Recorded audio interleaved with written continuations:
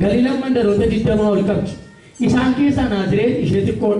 Isheen immoo hanga namoota 300 qabdi. Dhibbatti iyyuu laata mandara sana keessaa jedhamtee yaadamaa turte. Inni guddaan biyya mandaroota Galiilaa keessaa tokko immoo Qifirnaahom immoo hanga nama 700 qabdi. Isaan keessaa mandara Naazreet jechuun baay'ee xiqqoo ishee gadi buutu ishee akka biyya mandaroota sanaatti ishee dhumaatu isheen qabdee jedhamtee yaadamaa turte.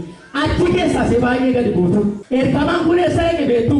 Kutaawwan sadan keessaa Samaariyaan Yihuudaa keessa qaxxaamuree Yihuudoonni ofii isaanii hojjetu turan kan isaanii abdatu turan jabina isaanii abdatu turan Yihuudaa keessas qaxxaamuree Samaariyaa keessas qaxxaamuree mandara xiqqoo Naazreet jedhamtu keessa ergamichi dhaqeeti Maariyaam yaa ayyaana qabeettiire laficha jechuun lafa tuffatamaa jechi iddoo sanatti akka dubbatamee hin beeku biyya tuffatamtu ture achuma keessatti garuu ispeesifikii lafa murtaa'aa kan ta'e tokkotti dhaqeeti akka jedheen Maariyaam jedheen ayyaana argatteetta jedheen si keessa Yihuudaa iyyuu kan bulchu si keessa Samaariyaa iyyuu kan bulchu hin dhufaa jedheen.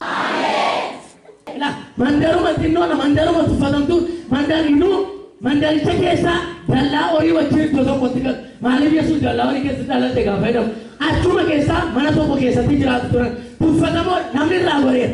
Naazreet jechuun biyya baay'ee xiqqoon achuma keessa ergamaa Waaqayyoo Galiilaa keessa Samaariyaa keessa Yihuudaa keessa qaxxaamureeti Naazreetii dhaqee Maariyaam siina biyya ulfaachisaa jedhee. Maariyaam ulfooftee isa Yihudaan hin baannees isa Samaariyaan hin baannees mucaa biyyaaf ta'u mucaa dhalootaaf ta'u akkasitti baattee deemte.